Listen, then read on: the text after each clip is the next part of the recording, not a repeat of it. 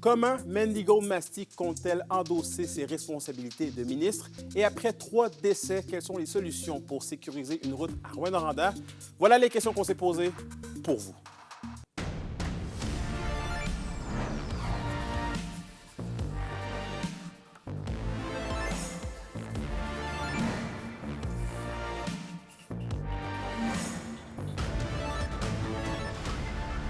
Ici Anthony Dallaire et voici vos informations. On l'apprenait hier, la députée libérale Mandy Gold-Masty a été nommée ministre au service des Autochtones dans le nouveau cabinet de Mark Carney. Comment Mme Gold-Masty compte-t-elle endosser ses responsabilités? Les réponses avec Félix Blaquière. Je pense que c'est un gros défi. C'est comme tu as 2 rôles, tu sais, 2 rôles très importants. Mandy Gold-Masty admet que ce sera un défi d'assurer une présence dans Abitibi-Baie-James-Nunavik-Ayu tout en endossant ses responsabilités de ministre des Services aux Autochtones. Mais elle assure du même souffle qu'une assiduité sur le territoire est en tête de ses priorités. Mon intention, c'est quand même d'être présente dans ma circonscription parce que je pense que c'est important que le monde sache que je travaille pour eux autres comme députée. Aussi, tu sais, une de mes priorités durant la campagne, c'était de créer une table entre-régionale avec tous les groupes qui sont présents. Je pense que ça va aider beaucoup. L'élu a l'intention de travailler avec ses homologues responsables des relations couronnes autochtones et des affaires du Nord dans son mandat de ministre. Je vais travailler très proche avec le ministre Chartrand, la ministre aussi, Attlee. On envisage de travailler ensemble comme un trifecta pour avoir une approche unique, pour assurer que les services, la manière qu'on travaille pour le monde autochtone au Canada, ça a une nouvelle approche. Je pense que c'est ça ma première priorité. Lors de son assermentation, Mandy Gold-Masty n'a parlé qu'en anglais, ce qui a été reproché par des médias québécois. Aujourd'hui, elle avoue qu'elle aurait dû faire une allocution bilingue. Dans un moment où il y a comme tout le monde se regarde et un peu nerveux, c'était pas la manière que je voulais, utiliser mon français, mais je vous assure, je suis ministre, j'ai besoin de parler les 2 langues, c'est important pour moi.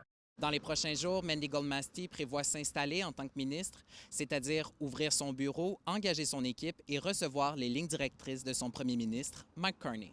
Félix Blaquière, RNC Nouvelles, Val-d'Or.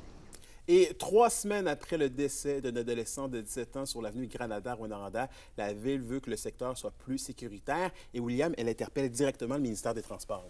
Oui, Anthony, l'administration demande à ce que le MTQ, dont cette route est sous sa responsabilité, fasse une étude pour sécuriser le tronçon à 70 km/h entre la rue Guy, dans le quartier industriel, et le noyau villageois de Granada. Et pendant l'étude, on souhaite abaisser la limite de vitesse de 70 à 50 km/h et adopter un meilleur éclairage. Le conseiller municipal de Granada-Bellecombe, Yves Drolet, m'expliquait que c'est loin d'être le premier accident du genre qui survient dans le secteur. Tous se rappellent des 2 adolescentes happées mortellement à l'entrée de Granada en 2007. Mais il y a aussi eu d'autres accidents impliquant des piétons au fil des dernières années. C'est pour ça que le sujet a été abordé au conseil de ville lundi soir. On écoute le conseiller suivi de Nicole Gaulin du ministère des Transports. Comme on en est là, je ne peux pas laisser aller ça. Et puis, vous remarquerez que lorsqu'on sort du centre de Rouyn-Noranda pour s'en venir ici, il y a déjà un endroit où c'est serpentant en montant, avec une courbe. Le soir, à la pluie, la neige, c'est pas si évident que ça. Donc, on prend vraiment le temps de faire le tour. Une baisse de limite de vitesse, c'est toujours suite à une étude que c'est réalisé ou pas, parce que ça peut être refusé aussi, là, une demande comme ça. Fait que tout dépend. Et en terminant, Anthony, le ministère des Transports et de la Mobilité durable du Québec mentionne attendre toujours l'envoi de la résolution de la Ville avant de se prononcer sur une future étude. Oui, un dossier à suivre. Merci, William. Au plaisir. On va maintenant parler du métier de policier, puisque du 11 au 17 mai se tient la semaine de la police sous le thème « Au cœur de l'action, l'humain avant tout ». C'est donc l'occasion de mieux comprendre le travail quotidien de ceux et celles qui assurent la sécurité de la population. Je vous propose une entrevue avec Nancy Fournier, sergente de la Sûreté du Québec. Donc, Mme Fournier, avant de m'adresser à la policière, j'ai envie de m'adresser à la personne derrière l'uniforme et vous demander pourquoi vous avez eu envie de devenir policière. En fait, je ne vous cacherai pas que souvent, les policiers vont dire que ça vient du côté qu'on veut aider et protéger la population. Je crois que depuis que je suis toute petite, ce côté-là est fort en moi. Mais aussi, ce qui est le fun en tant mettons, devenir policier, c'est qu'il y a beaucoup, beaucoup de métiers qu'on peut faire à travers ce métier-là, en fait. Donc, tu sais, lorsqu'on rentre à travailler, on commence à travailler, on est patrouilleur. Puis, ça nous permet de toucher à beaucoup de sphères comme le criminel, mais aussi le code de la sécurité routière, la prévention. Donc, c'est là un peu qu'on se définit en tant que policier, qu'est-ce qui nous allume plus. Donc, souvent, on va après ça décider, bon, ben moi, je veux devenir enquêteur, je vais aller maître chien, je vais aller dans les escouades spécialisées. Donc, je pense que c'est tout ça qui fait que j'ai choisi d'être policière. Au-delà d'arrêter des criminels, c'est quoi l'importance du travail des policiers avec la population? Bien, comme je dis, hein, tu sais, ce qu'on veut, c'est aider puis protéger la population. Donc, c'est sûr que pour faire ça, ce qu'on doit faire, c'est, oui, lorsqu'il y a des actes criminels, bien, on arrête les criminels. Ensuite de ça, si on veut s'assurer que le réseau routier soit sécuritaire, il faut émettre des constats d'infraction. Donc, on fait des opérations à cet effet-là.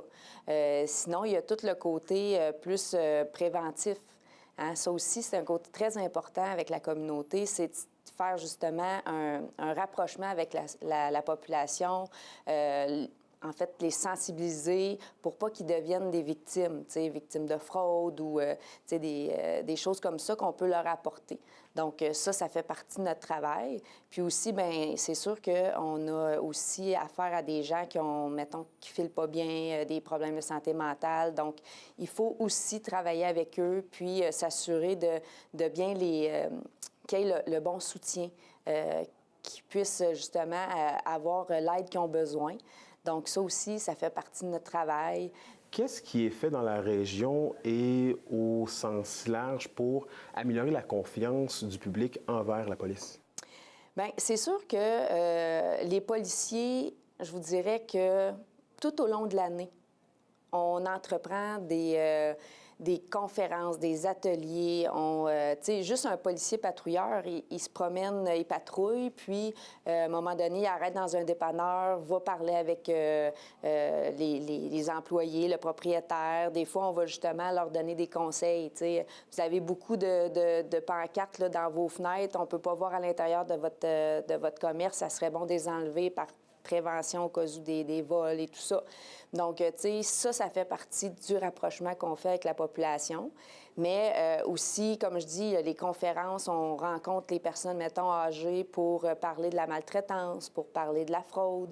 On rencontre les jeunes adolescents, puis on va leur parler d'intimidation, de la drogue, on va leur parler de le fait que c'est illégal là, de partager des photos intimes. Tu sais, c'est toutes des choses que les policiers peuvent faire. Donc, c'est un petit peu comme ça qu'on essaye de se rapprocher des gens parce que on va se le dire, notre travail, c'est à tous les jours qu'on travaille avec la population.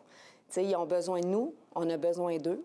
Tu sais, des fois, en tant que policier, on a besoin de l'aide de la population pour retrouver des gens, des fois disparus, pour avoir... Tu sais, ce sont nos yeux, sont sur le terrain. Des fois, on a des appels des gens qui nous aident à arrêter des personnes en flagrant délit d'un crime, là, grâce à la population. Donc, c'est sûr qu'on a besoin des gens de la population à tous les jours. Au culturel, 3 femmes marquantes du monde de la musique au Québec se sont alliées dans le spectacle Elle. Ce sont bien Luce Dufault, Lulu Hughes et Kim Richardson qui sont de passage en région cette semaine. Et il reste quelques billets pour la représentation de Val-d'Or de demain. Et à la météo de la Abitibi-Témiscamingue pour ce soir et cette nuit, c'est des nuages avec des minimums entre 13 et 14 degrés Celsius. Pour la journée de demain, c'est toujours des nuages avec des risques de pluie par endroit.